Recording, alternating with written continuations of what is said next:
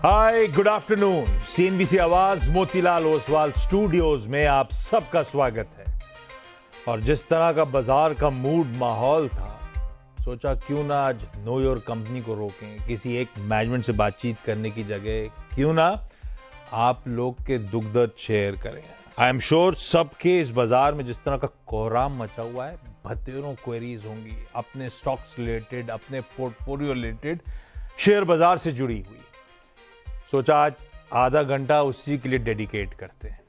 आवाज के सारे प्लेटफॉर्म्स पे, इवन हमारे व्हाट्सएप नंबर पे चाहें तो रीच आउट करें, यूट्यूब पे, ट्विटर पे, कोशिश करूंगा हर जगह से आप लोगों की क्वेरीज लें और उस पर बातचीत करें। कोशिश करें कि एक बढ़िया सा उस उलझन को सुलझाने की कोशिश हो।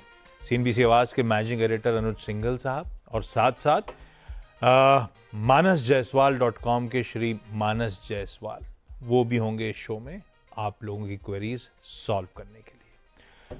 डायरेक्टर साहब स्क्रीन पे दिखाते रहिएगा अलग अलग तरीके हम तक रीच आउट करने के। मार्केट्स लेकिन मतलब अनएक्सपेक्टेडली इस तरह का पेन, 450 पॉइंट का डीप कट, 22,100 की दहलीज पे आके खड़े हुए हैं। इस तरह का pain and as we speak दिन के फ्रेश लोज, हर टिक के साथ नए लोज बनाता हुआ निफ्टी का ये हाल है। और ब्रेथ लेकर आइए स्क्रीन पे, असली मूड का बैरोमीटर। 4 दिनों से डिटोरिएटिंग ब्रेथ थी। कल 1:6 बुरा लग रहा था, तो आज 1:13 आपके सामने। एक बढ़ने वाले के सामने 13 स्टॉक्स कमजोरी के साथ ट्रेड कर रहे हैं।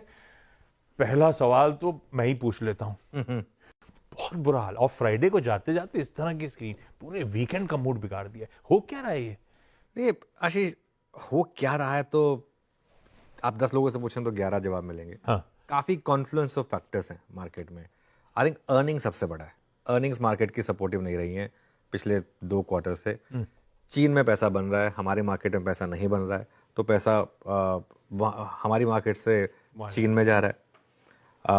अच्छा, आपको याद होगा हम लगातार एक चीज बात कह रहे थे कि 21,800 से 22,000, 21,800 से 22,000। आई थिंक मैं एक टेप रिकॉर्डर की तरह पिछले 10-15 दिन से आपसे एक बात कर रहा हूँ कि 21,800 से 22,000 का रास्ता खुला है। और जिस दिन 22,800 ब्रेक हुआ था उस दिन वो मेरी जो एक व्यू था, मुझे उस पर एक मुहर लगती हुई मिली थी। और मुझे लेकिन ये जरूर मैं कहूँगा कि ये मैंने भी नहीं सोचा था कि इतनी जल्दी आएगा वो लेवल। मैंने हमेशा ये सोचा था कि थोड़ा मार्केट को टाइम लगेगा, लेकिन कहीं ना कहीं ये जो लेवल्स हैं वो आएंगे। 21,800 से 22,000। कल ही हमने टेक्निकली और फंडामेंटली मार्केट में कहाँ बॉटम बन सकता है इस पर जानने की थोड़ी सी कोशिश की थी। तो वो लेवल्स जो आ रहे थे वो ये आ रहे थे कि 21,000 से लेके 22,000 के बीच में कहीं ना कहीं जाके मार्केट आकर रुकना चाहिए। इसका मतलब ये नहीं है कि आप एग्जैक्ट 21,000 तक जाएं, और इसका मतलब ये नहीं है कि आप 21,000 पे भी रुक जाएं। मतलब क्योंकि ये एक ब्रॉडर आप एक कॉन्टूर ले सकते हैं। स्टॉक मार्केट में ये कभी नहीं होगा कि आप एक पर्टिकुलर, जैसे एफडी है, एफडी में तो आपने अगर 6% के रेट पे 3 साल की एफडी करिए, आप एग्जैक्ट बता सकते हैं। और आपने एक लिया है कि किस डेट पे मुझे इंटरेस्ट कंप्यूटेशन चाहिए, आप बता सकते हैं कि इस डेट पे मुझे इतना पैसा मिलेगा।